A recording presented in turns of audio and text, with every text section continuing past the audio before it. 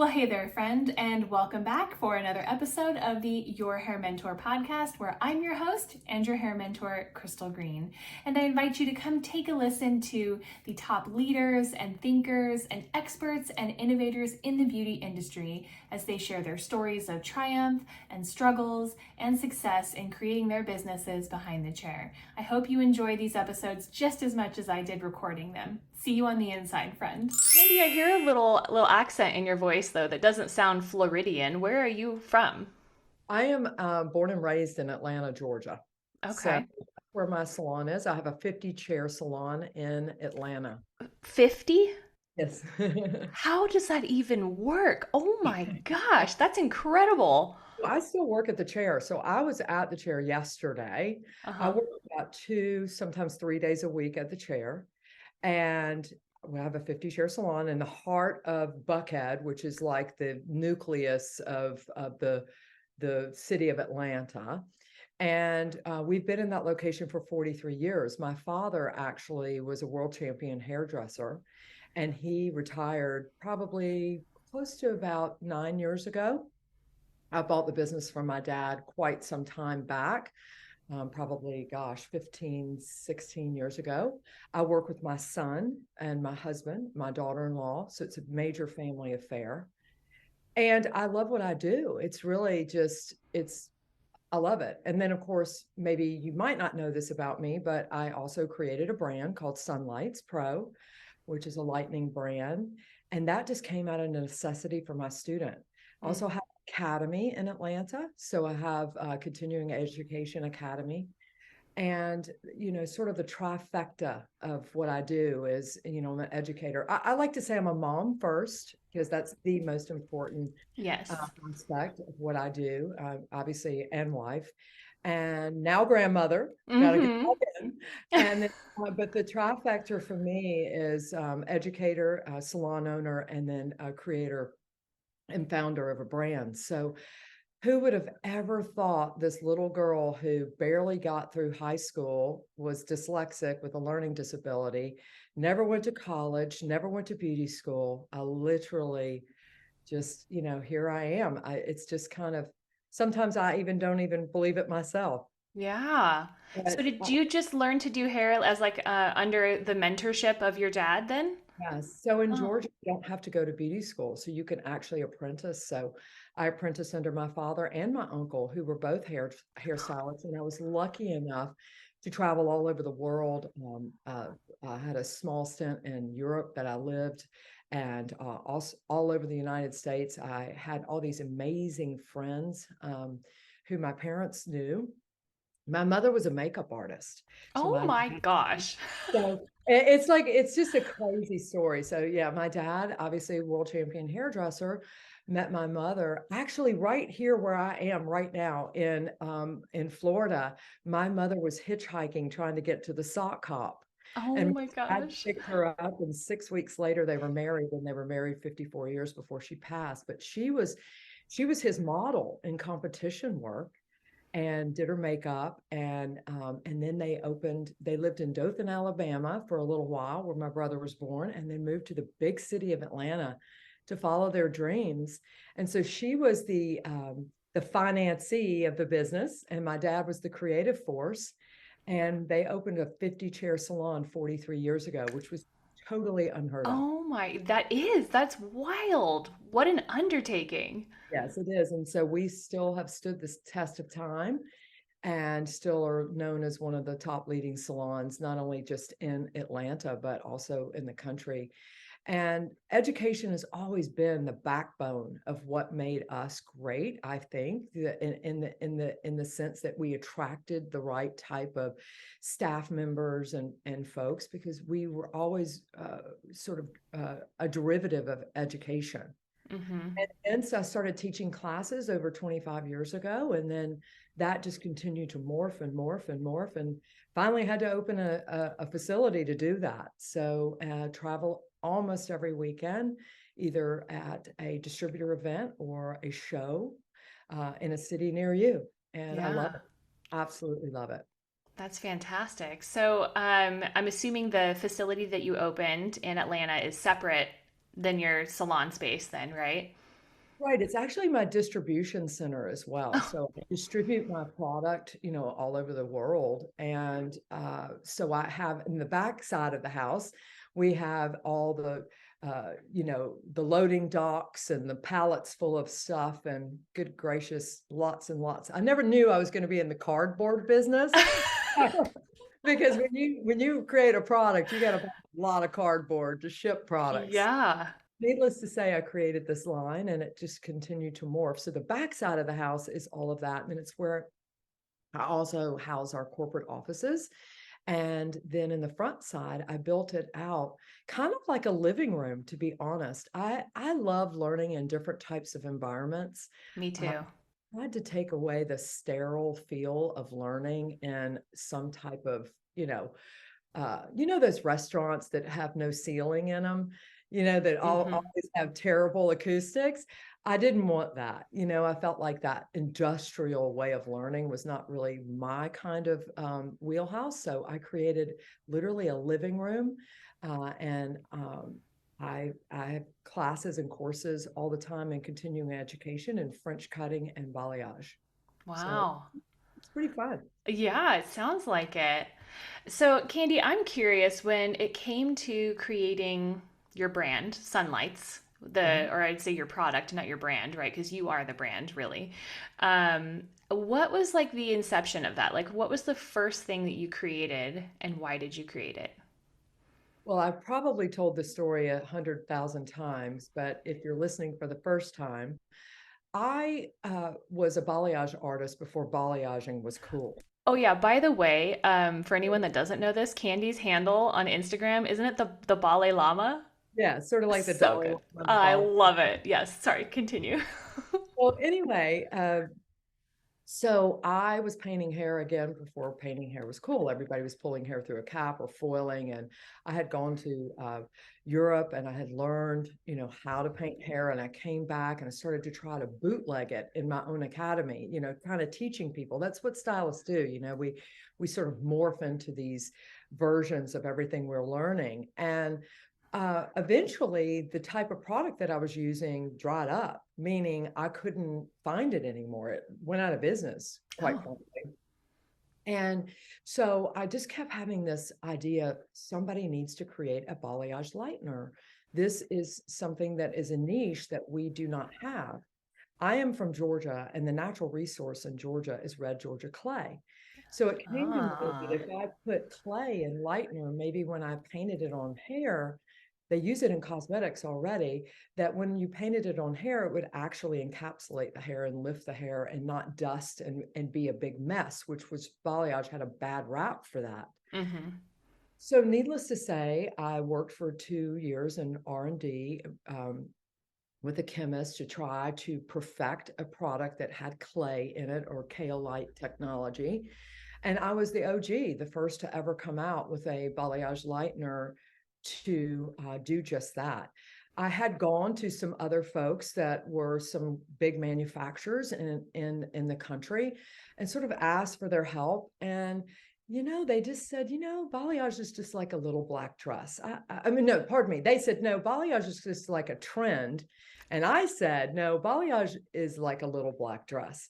It's not going anywhere. It's here to stay. And once stylists learn to paint hair, it is going to completely jump over the foiling world. And it really has, hand painting, balayage, creates such freedom for stylists at the chair. It helps to elevate their bottom line and what their earning potential is. It's fun, it's fast, it's creative, and Mm-hmm. it's not just a partial or a foil that everybody in the world can do around the corner. So I just continued on that journey, and believe it or not, Crystal, I had one product, and that was Sunlights, and now I have a whole line of products. I came out with the first ever to market foil lightener, now That's called Moonlights. my favorite ever. Yes, it's so good because it has that kaolite technology. And then, here come, you got to have toning shampoos and you got to have all those things that go with it.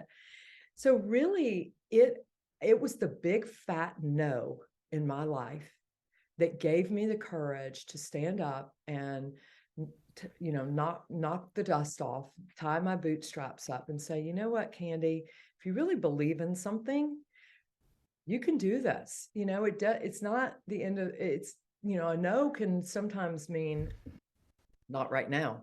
Yes.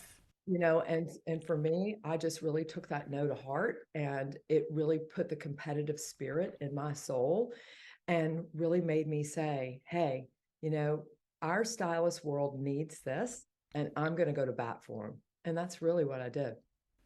That is amazing. I would imagine too, having a salon full of 50 hairstylists, I would imagine you handed it to them to try also, right? And had them. Gosh, they are the biggest R&D department that Yes. you could ever have, because for instance, every single thing I've ever created, I like to create heroes, not zeros. It's always about getting that hero product. They are the testing vehicle for that. So for me, I've been so grateful to the staff for going down this journey with me and really telling me the truth when things are good or not good. And so, yes, they are a wonderful test center. Yeah. So then you came to market knowing you had like a beta group testing this, being like, this is fantastic. So it's not just a concept, it's not just an idea or something you've tinkered with, but you knew that this was going to work. I'm curious, like, I thought in the past, a long time ago in a past life, that I wanted to create products because I like kind of nerdy, techy sides of things. And I like knowing ingredients and how they function and play together. So I'm like, oh, maybe I'll make a product line. But how do you even first find somebody to work with? Like you said, you had a chemist that you worked with. How do you find that person? Or how did that happen? Well, I mean, with Google, you can get anything, right? It's sort of like a dating app. You just keep swiping left, Uh-huh. I don't like this. I like this. Oh, this is in my region. Maybe not. No, Oh, that's not true. Crystal, honestly, I have to tell you a very honest story. I knew that if this thing flopped, that I could eat up the first order of lightener through my own 50-chair salon. So having that plan B really gave me the wind beneath my wings. If someone was trying to go out and create a product in today's world and didn't have a testing center, didn't have a way to actually use, sell, and distribute that product within their own, umbrella, I would say tread lightly, because it is a dog eat dog world out there. You need to really truly create a hero in order to get any traction, because there's so much manufacturing out there that have such deep pockets. But what if anything social media has taught us, it is that community is important. And I literally built a brand myself, as you said, but also the product of Sunlights in my community. And so, just like that community happens on social media, there's a community out there of chemists, there's a community out there of packaging folks, there's a community out there that, creates graphics, and so I just tapped into those communities and went to work on it and just tried to find, who are, I think what people don't understand is they think that there's 9 million hairspray manufacturers out there. Well, yeah, there's not. There's right. two. Yeah. Because aerosols and, certain things that OSHA regulates and all those things that you have to have, there's only a few people that have that kind of machinery. Mm-hmm. There's only a few people out there that create color. There's only a few people out there that create lighteners. Now, there's a lot of people out there that create soap, and we call it, soap is just hope in a bottle, right? So, um, we have a lot of that. But, once you kind of drop your pen mark down into one place, then it's sort of like the ripple effect. And that ripple effect, you realize, okay, these people are capable of this and these people are capable of that. So you go on a road trip, literally, you fly all over the country and you begin to meet with people and you talk about ingredients and you talk about what's next and what's new. And And then also, there were a lot of people before me that did the work that were great mentors to me, Mm-hmm. helped me, that guided me. One thing I know about the hair industry at large is we are the most giving people on the planet. What most would protect as intellectual property and don't want to talk about their trade secrets, I find that in the hair industry, people are actually very giving and they want you to succeed. They Mm-hmm. they really want you to do well. And especially add a little secret sauce of being a woman to that, and then you're really onto something. Yeah. I cater to the silent majority, and that's women.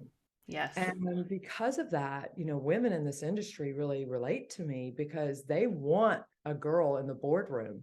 They want a girl, creating a product. They love that, Mm-hmm. because we've all always strived to be heard.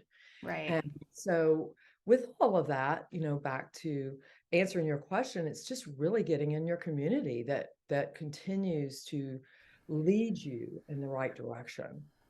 That's fantastic. Thank you for sharing that. I think you're spot on about women in the industry too, and I think there's a lot of hairstylists that want to be taken seriously, right?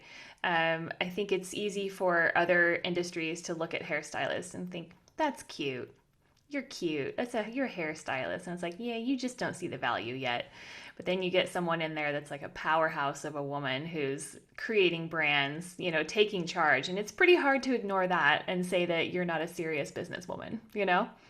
Well, it is, but I will say that I always cheerlead the hairstylist first. And that's something that I am. That's why I will not get out from at the chair. And the reason is simply because I feel like how can I truly be a council of authority if I'm not in it and I'm not in the trenches with my followers?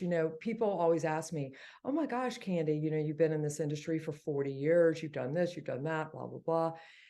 Um, you know, what about your followers? Your followers, everybody's so interested in the followers. And I say to them, you know what? I'd rather have believers than followers.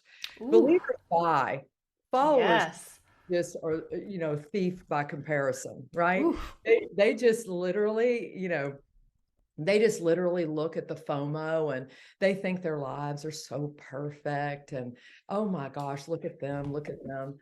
I always say, you might have the reach, but I have the teach. mm. And there's a big You difference. are full of them, girl. Oh, no, it's a Southern thing. But the thing is that, it's so easy to talk about your following. Let's see how you have monetized that, and I feel like, I think there's a lot of incredible influencers out there that have monetized it and done really great things. But when you are in a position of power in that regard, when I talk about a position of power, I mean someone who actually is influencing people. You need to use your platform for the good of the land.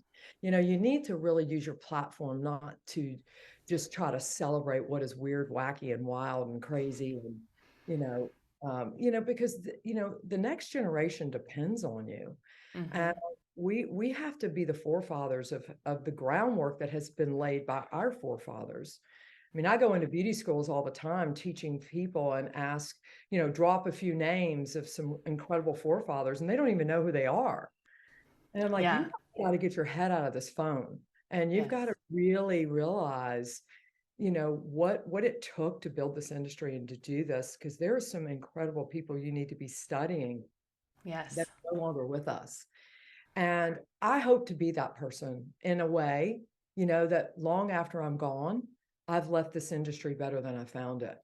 And with or without, millions of followers, I feel like it's really more about people who believe in elevating our industry.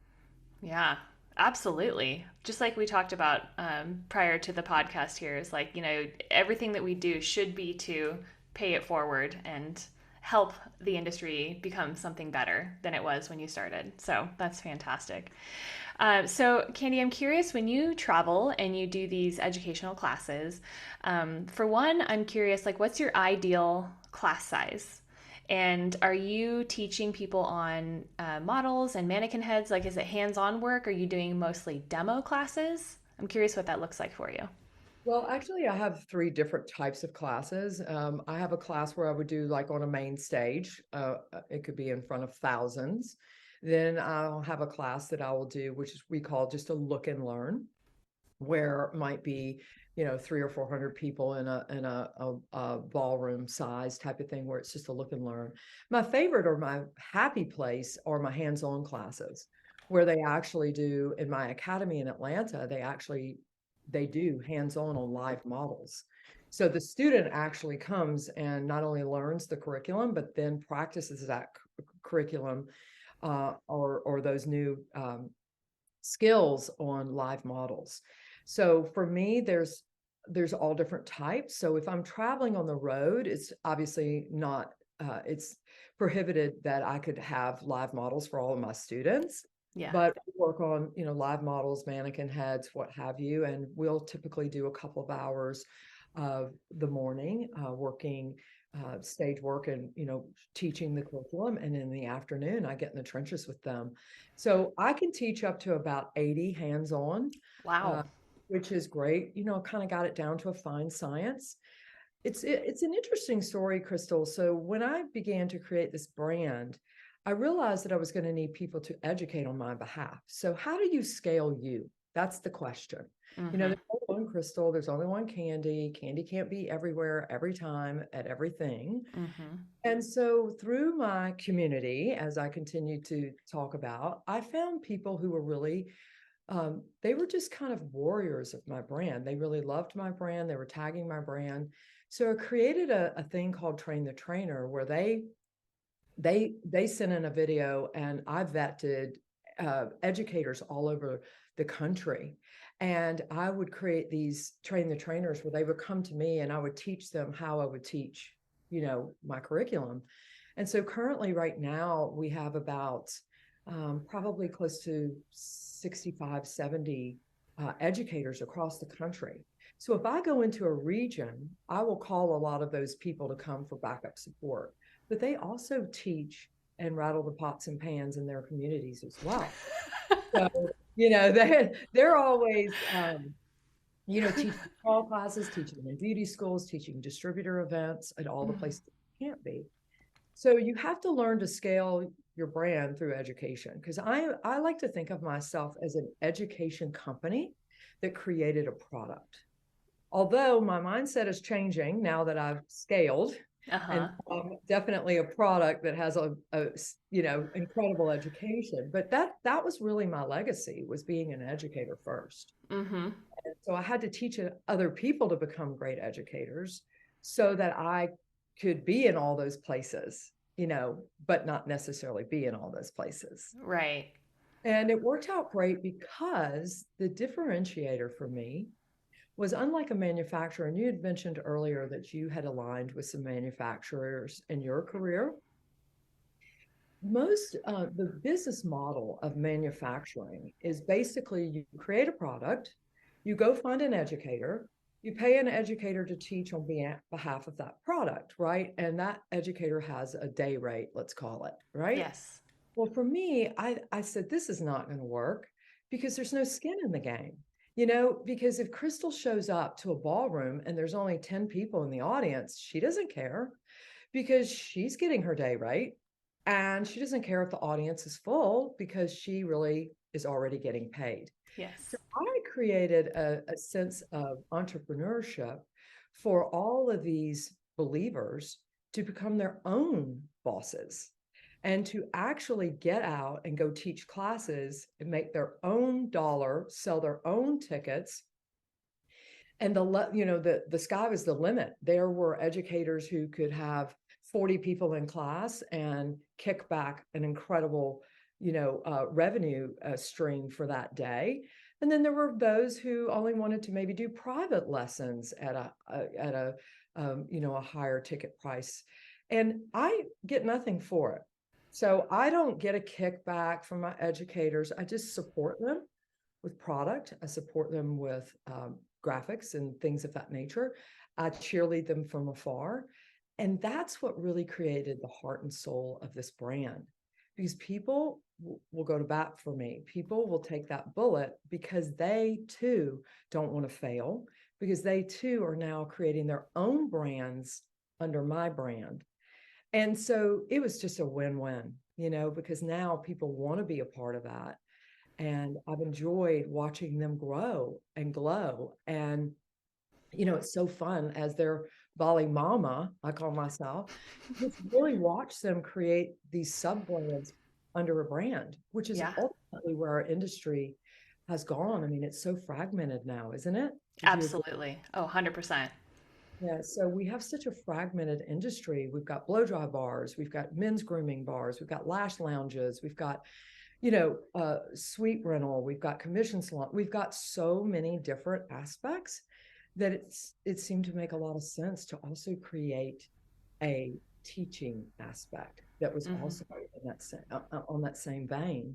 So everybody wants to own their own time, right? Absolutely. That's one of the main drivers for people to get into this industry. I've done a couple of local beauty school talks recently as a guest speaker, and I like to ask the audience, like, why are you in this industry? What was the most attractive thing to you? And hands down, everyone says, like, the freedom of time and to be able to do what I want to do and be independent, lead my own way. It's like, yes. Absolutely. Yeah. But you have to be disciplined. Yes. So that's the one thing that I get in. I teach all type of student. I teach the one who has a beautiful studio like yourself. I teach the student who owns a salon. I teach the student that works at a salon. And, my message is always clear. You got to put the work in. You can't dial it in, and you can't just say, well, I'm going to get my cosmetology license and then I'm going to just go work at my own pace. You have to put the work in. You can't demand that. You have to really, if you really want to be successful, if you want to be a six-figure stylist, you really have to put the work in, and you have to continue to stay a student. Yeah. Always. Yeah, I know. I'm 22 years in and still continuously learning, and I love it. Yeah. So, Candy, who is someone that you look up to as a mentor these days? Speaking of always learning, who's someone that you have your eyes on right now? Well, it's interesting. That's such a great question, simply because I think the teacher always needs that mentor. A lot of my mentors are outside of the industry. People who are business owners, entrepreneurs. Some of them are in my circles of friends that I really look to for questions, because the things I need help on are not always just a hairstyle, right? Yes. How to cut a head of hair. I've been doing it 40 years, and certainly there's some incredible people out there. These people are now my family. So it's hard for me to say who in the industry. I mean, my best friend in the industry is Sonia Dove, who is a top artist and been around for 40 years with Wella. I mean, if you really look at my track record, I hang out with all the people at the shows. They're all my friends. Many of them have stayed in my home. I do a lot of work with, Sam Bia. I do a lot of work with a lot of these incredible people that I truly respect. And, whether they're cutters, colorers, Sharon Blaine from Australia, I've just got so many wonderful friends that I know that I can pick up the phone at any given moment in if I'm in need for anything. And they know they can pick up the phone, vice versa, to me. I have a lot of salon mentors. I'm in an organization called Intercoiffure, which is the top leading organization of independent salon owners. And this organization is in 80 countries. Wow. And as a matter of fact, in July, I'm going to be knighted by this organization, which is kind of exciting. But basically, this organization is all salon owners, that have multi-chair salon or multi-location salon. And so those are great mentors to me. That community is a beautiful community. So it's really hard. Right now you're mentoring me, which is really how I look at the world. I listen with intent to learn. There's always something out there, a little nugget from someone. I also would like to give a shout out to Beauty Changes Lives, which is a wonderful mentorship resource for any of your listeners out there that I sit on the board of. And They give scholarship dollars to folks in school. Yes, yes, I've heard of this. Yes, we just raised a one day, one ticket initiative where people donated one ticket from the day. We raised $100,000 for mentorship in one day to go towards either, a student caring to go to esthetician school, nail school, beauty school. But also, it doesn't stop there. It actually goes to uh, things like after you've graduated, maybe you want to start a product line. Maybe you want to uh, uh, uh, open a salon. Mm-hmm. There's all kinds of mentorship there. I would say that people can definitely go online there and check out what's available. Mm-hmm. There's great stuff out there that you don't even have to know anyone to get. Yeah, yeah. Is this what I saw recently? There was an event, was it in Florida? It was, And it was in Chicago at the okay, ABS show. okay. And The, then was it Style Smart VA was one of the people who won like a huge prize for this. Does that sound familiar? Am I thinking of the same thing? I don't know if that was the person that won or not, Okay. but it could have been. But the one in at the ABS was we had three recipients, and it's just like it makes you cry. It's so incredibly amazing to watch the stories of these people that need financial aid. And Crystal, right now we are not struggling with a labor shortage. We're struggling with a talent shortage. There is a big difference between hiring somebody to just do labor and hiring someone for talent. It takes Mm-hmm. a lot to be a good stylist. It takes a It lot does. to be a good nail artist. It takes a lot to be a great makeup artist, freelance artist. And when I grew up in this industry, there was just a plethora of people. I actually have a shadow day that I offer to my students to come and spend the day with me at the chair just to see, just to get in those trenches, because I really believe that it's not just enough to get in the classroom. You also need to watch somebody manage their chair and manage what they do and uh, how they do that. So for me, you know, I love being a part of this Beauty Changes Lives movement. And now we're actually going out and we've got a huge campaign going on now called Know Your Secrets. And basically just trying to make the hair industry and this industry, the beauty industry at large, sexy again. I still have to white out W-2 forms and show them to fathers and mothers that their child drags them into a meeting with me saying, I really want to go into the hair industry. And mom and dad are saying, you'll go get 4 years of college if it's the last thing I do. And I'm like, why do you think all hairstylists are broke? We are not beauty school dropouts. We are successful, incredible. We make more than some doctors and dentists and Right. lawyers. And I mean, so we're trying to really change the verbiage there so that people get involved with this industry. It's the greatest industry on earth. I agree. And I think this is just my opinion, obviously, but as more things become AI Mhm. and leaning on tech, I think our industry is going to flourish even harder because we are like people focused, heart centered. You can't replace that with a robot. No, you cannot. Mm-mm. I used to say we were recession proof. I don't say that quite as easily now after COVID, right? Right. But the reality is you will never replace the relationship of a hairstylist or an esthetician with their guest. You can never replace that. I mean, Mm-mm. I've watched my guest, marry him. I've watched him bury him. I've watched him, go through hardship. I've watched him go through successes, and that relationship is there's no price tag you can put Right. on for sure. Absolutely. Yeah. So I'm curious, Candy, in your behind the chair days these days, whether it be one day or 3 days a week, what are you doing? Like, what are your services that you're offering now? I'm imagining they're fairly niched down at this point. Well, I see about 20 to 25 guests a day. And when I am in the salon, obviously I work with some proteges that help me, but I paint every head of hair myself. If I foil every head of hair myself. I do base colors. I do upstyling. I do men's cutting. I do women's cutting. I do keratin treatments. I do pretty much you name it. I do it. Yeah. And you know, I love to be an artist of the total package and the total look. Obviously, I am known for painting, but I'm also known for being a great corrective color artist. However, I try not to advertise that because it's a time sucker. And for me, I would rather be able to do French cutting, which is so fast and efficient, and paint hair, you know, and get women in and out a lot quicker than, you know, some 6 or 7 hour ordeal. Mm-hmm. I love it. I do everything. I used to do a lot of big celebrity weddings, and I did Carrie Underwood's wedding. I did, a lot of people in the country music industry.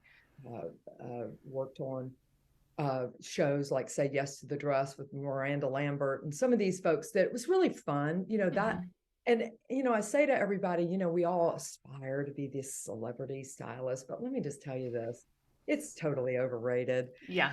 It's like one and done, you know, you're just kind of like, okay. And unless you're making a living out of it, like my buddy Ted Gibson out in California, or Jason Bakke, unless you're really making a living out of it, it's really, you know, where your the meat on the bone lives is right at your chair. Yeah.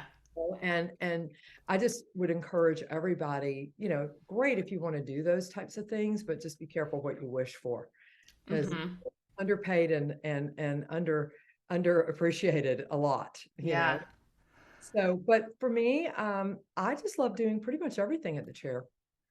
That is such a valuable message for hairstylists to hear. I feel like, especially young stylists these days, come into the industry feeling like they have to find a niche like immediately. There's this lots of messaging. I'm sure you've seen it out there. That's like, what do they call? It's like the riches are in the niches and all these different things of like, if you don't specialize in something, what makes you special? And I think there is value in being kind of a generalist, you know, and having a broad toolbox to pull from with things. And so I love hearing that someone this deep in their career, this nuanced in what they teach, still doing everything and kind of being that generalist. So I think that's a great, great thing to hear. You know, Crystal, there was a movement back in, I guess it was probably the 80s, where people were departmentalizing their salons and they were trying to do specialists.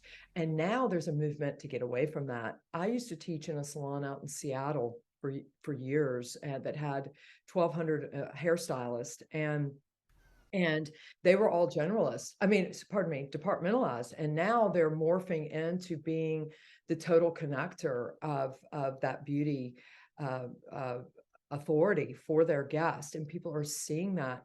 I wouldn't discourage anybody for being really good at one thing, because certainly Right. in my own salon, there are people who I know are great at weddings or great at men's cutting or fades or what have you, barbering. But what I would say to you is a true master can do it all. And that's what my license says. And that's why I want to stay in that and practice those skills. Also, it doesn't give you a lot of margin for being flexible and nimble.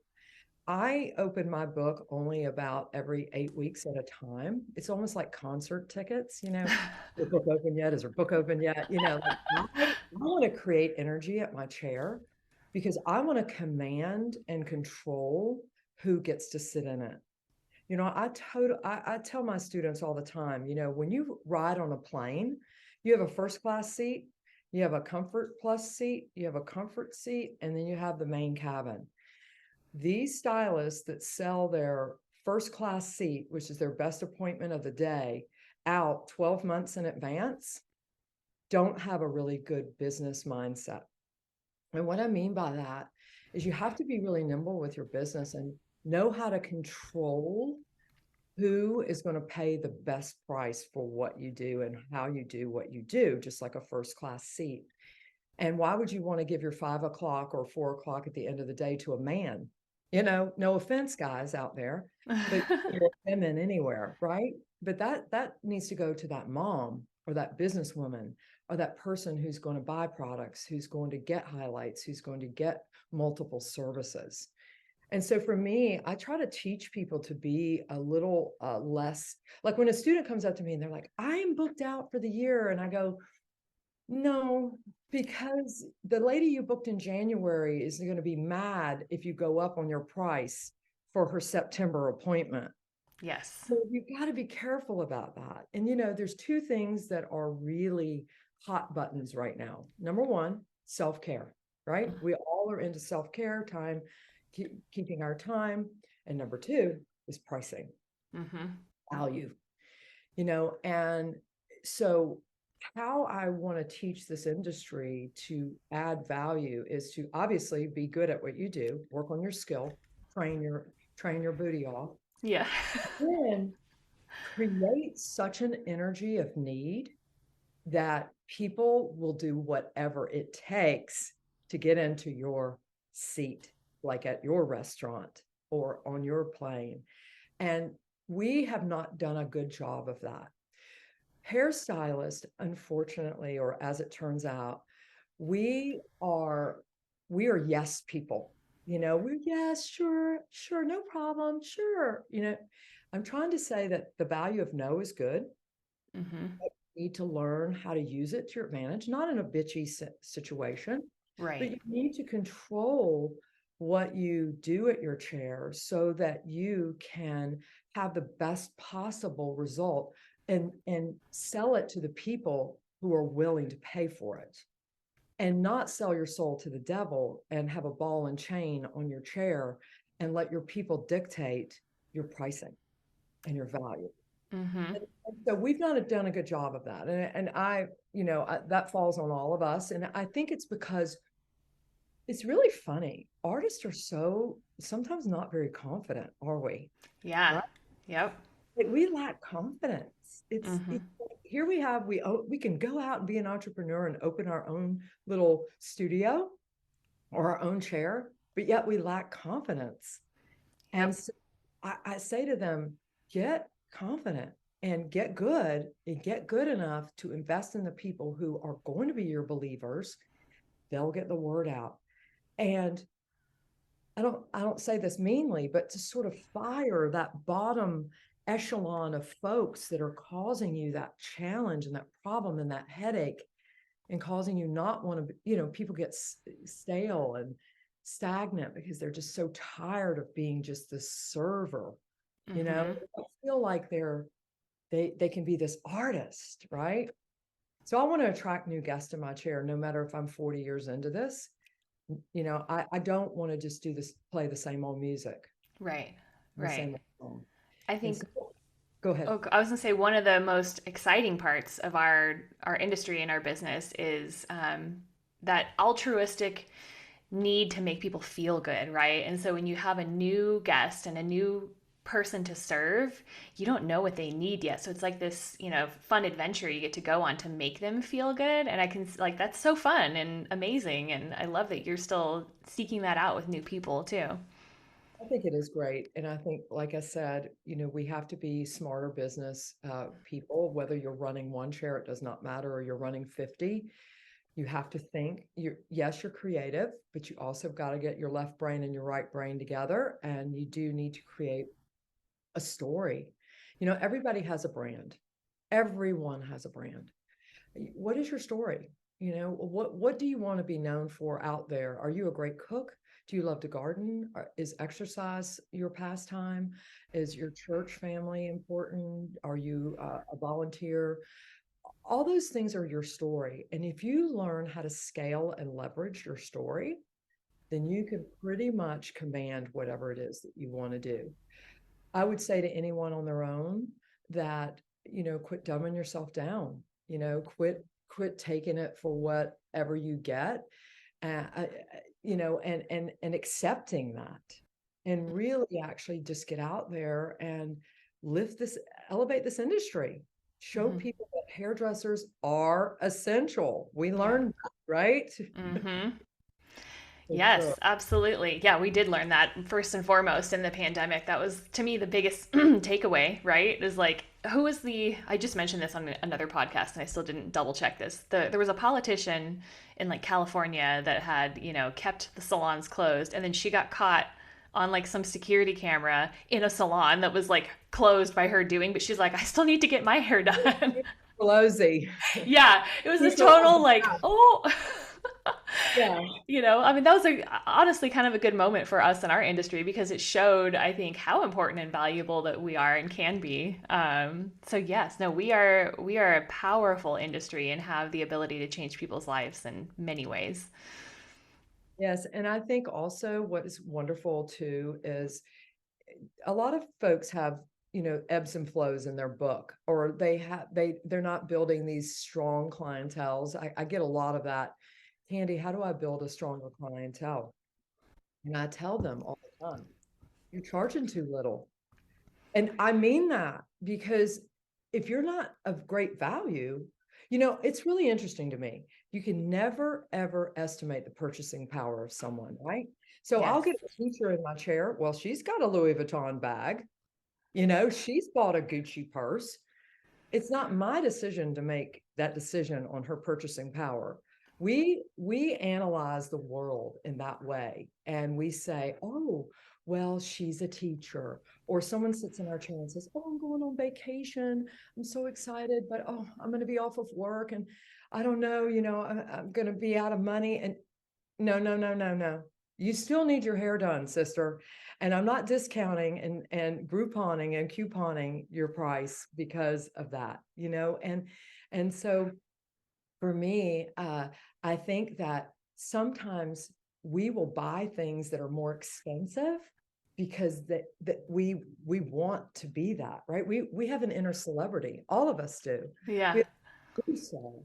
I mean, if somebody comes into my town and I'm a guest and I see some fabulous hairstylist, I mean, Frederick Fekkai made an enormous living. He saw about 15% of his guests he saw more than once. Wow. The rest were only once. Wow. I mean, think about that for just a minute, Yeah. right? How many times have you gone to a place once because you wanted to experience it? So we Right. build that once. We've got to build the tried and true. We Mm-hmm. got to build the new. Mm-hmm. And then we got to get out there and keep the wheels churning to continue to keep our name known. There's no finish line in this industry. You Mm-hmm. don't get to the end of your career and just stop. You go with every bit of a sprint all the way to the end. And so I feel like if your listeners are out there, just learning how to manage that better will really help them to have a full and flourishing book. Absolutely. Yeah. Candy, do you speak like this when you go teach classes? Like, yeah, you do. I would imagine that maybe you've considered this about yourself. You're almost like a motivational speaker. You know what I mean? And I'm sure like the hair you do is great and the products you make are wonderful because I know I love them. But like really and truly, I feel like you're speaking to the heart of everybody and like lighting everyone up. You have a way with words. Thank you. I appreciate that. Well, I have a symposium every year where I do 3 days. The first day is business acumen, where I teach the secret sauce of what I do and how I do what I do. And then, of course, I have speakers that come in as well and, talk on certain subjects that are relevant in the moment. And then the second day, I do all French cutting and I teach the French cutting techniques. And the third day, I teach all balayage. So if someone's out there listening that might want to look into that, that's in September. And then they get to visit my 50 chair salon. And, it's a wonderful community. And I only limit it to 40 people because I want it to be close knit. But it's been wildly successful. But always I have to add that about the business part because I feel like we're starved for it. Yes. We've got a lot of things at our fingertips. We can watch a lot of YouTube videos and we could get on Instagram and, get mesmerized by some beautiful haircut and a beautiful paint or a beautiful coil. But no one's out there really talking about the struggles, the challenges, the successes. And it's not all a struggle. There's tons of success, and Right. celebrate that too. But I think also just wrapping your arms around this community and letting them know it's okay. We're going to have ebbs and flows. I've gone down and reinvented myself in my career 3 or 4 times, where I thought I was on top of the world, and then I had a major crash, and then I said, okay, that was a great learning lesson. When you lose, don't lose the lesson. There's a lesson there, Yeah.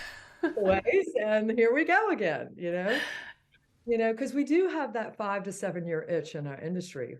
I mean, of people, you've been in it a long time, Yes. I Yes. hate that part. I hate Mm-hmm. it. Mm-hmm. Oh, like, don't quit. Don't Yeah. do this. Just get over this hump, Yep. Yep. And I feel like, these days it's easier almost to get over that hump because of the accessibility of other people's creativity online and education. If you can't travel somewhere, you can do things online. And although it's not the same impact as you might get in person, it still sparks a little bit of creativity and kind of keeps you going. The single number one thing I sold during the pandemic was mannequin heads. I Really? keep them in stock because literally everybody was practicing. Everybody was watching their phones because they were locked Yeah. up. Yeah. And that really showed me a lot of the power of the digital education world. Uh, yes, it is a wonderful vehicle, but there's nothing that replaces a hands-on class. There's nothing that replaces a face-to-face, and meeting like-minded people who are going through the same things as you are. What I love about many of the courses that I have in Atlanta is by the end of it, everyone that was a student in my class are now friends, and Mm-hmm. they are now morphing into traveling together, doing things together. And you can't really get that online. No. So I would encourage everybody to at least do one, possibly two hands-on classes. There's so much great education out there, whether it be a show, a distributor event, an academy of some sort, every year, just to kind of keep up with their craft. Yeah. Some of our states require it and some don't, which really, I feel like continuing education is a must. Yes, I completely agree. I'm going to throw you a oddball here and see. I just kind of want to know your opinion on this because it's something that's been a conversation I'm having with some other people online. There's a movement towards deregulation with licensing in the hair industry. Have you heard about this? I'm actually on the board of the PVA, Okay. and I've been very involved in deregulation and licensing and all of this. And it is the biggest debacle. I mean, what they're doing with the gainful employment rule of beauty schools is just ridiculous. And part of that, I'm going to just say this first, and then I'm going to answer your question. Okay. Part of the issue with all of this employment gain rule is people go out and get a suite or a studio or something, and they don't tell the truth about what their earning potential is. And what happens is, or what they're making, let's just Right. call it that for Right. whatever it's worth. I'm just going to call it what it is.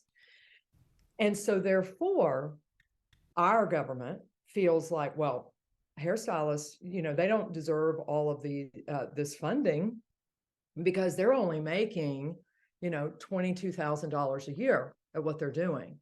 And it has shot us not just in the foot, both feet, both hands, and the back. It's really hurt us because people have not claimed, everything they make, whether it's through tips and whether it's through their actual income. So that's one thing. So think about it like this.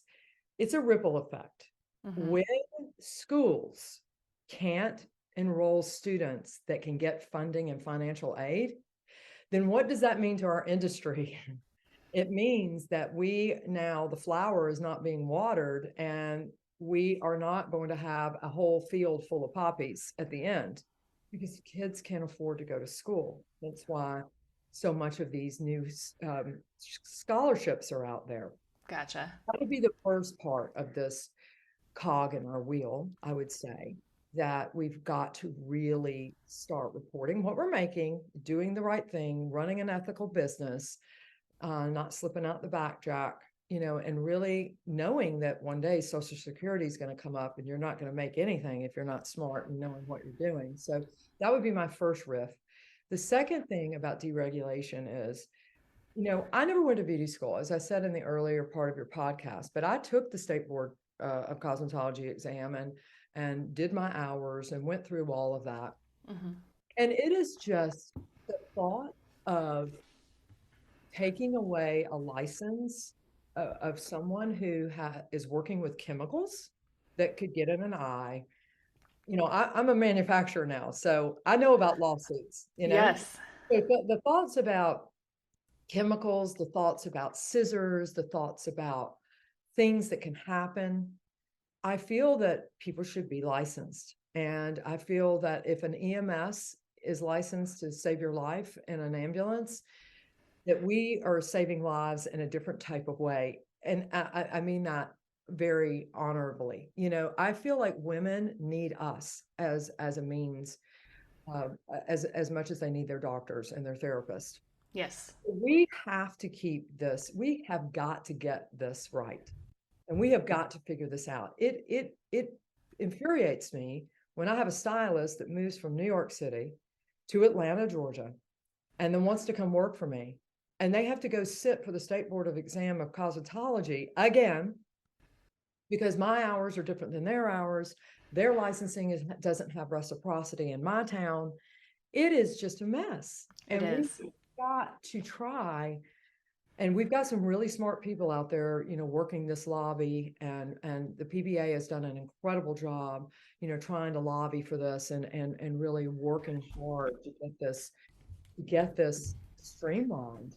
But if you look at any other industry, it is just, the fact that a doctor, if my son is in his residency, and he's going to be a general surgeon, and if he wants to pick up and move to Kansas City, he can pick up and move to Kansas City and, be a doctor.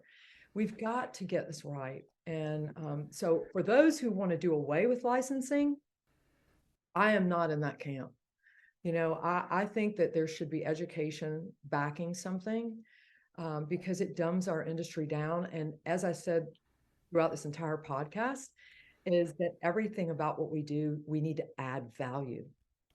Yes. Value is that diploma, that license on that wall that shows people that you put in the work.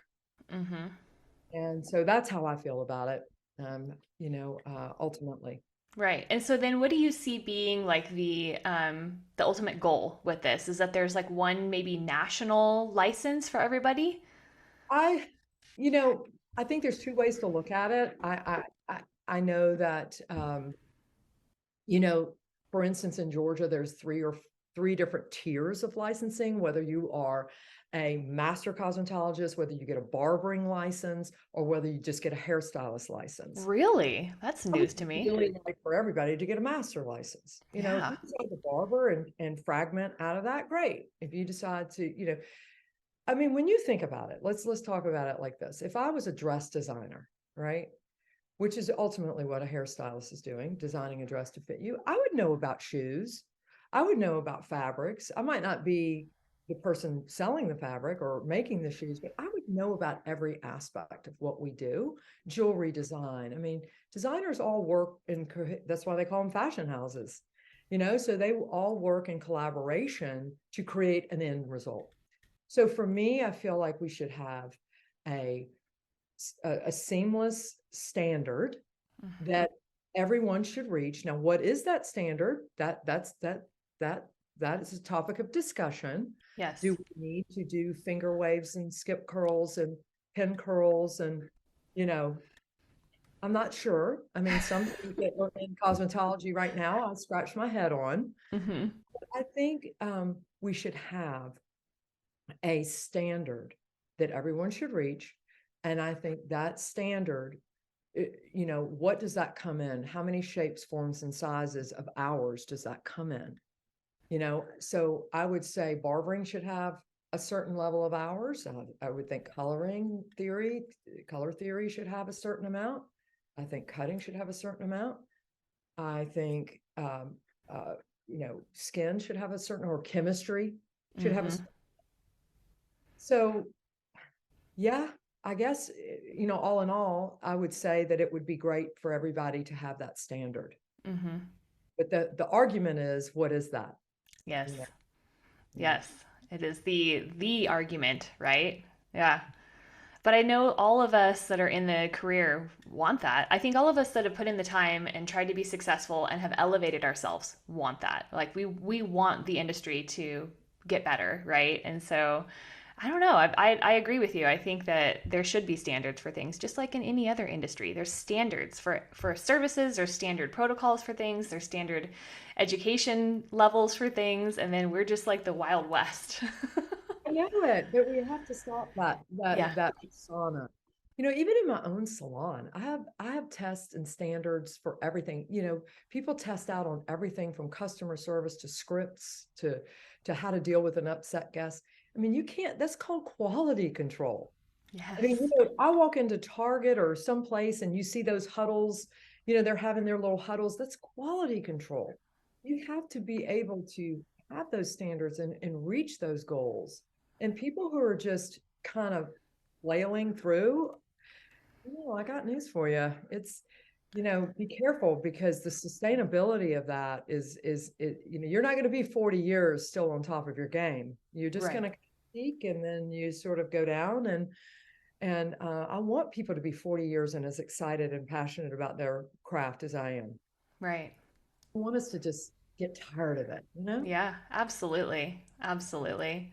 Well, Candy, this has just been a breath of fresh air. And I have to tell you, with all of your sweet sayings that you have, you make me miss my friends back in Texas. Oh, As one of my best friends there, who's like 96 years old now, Buster, he was full of cute little sayings like this: is you seem like you are busier than a cat on a hot tin roof, my yeah. dear.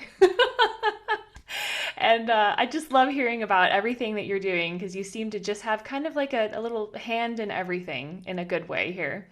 Thank you. Well, I enjoy it, and it's been an absolute pleasure to be able to serve your listeners today and to give back. And most importantly, I want to wish you well in this journey, because we need people just like you. Thank you so much. I do appreciate that very much. So, for anyone that's listening that is interested in getting Candy in their life, you have you called it the symposium, is that right, in September? I do. And classes And are long. They can okay.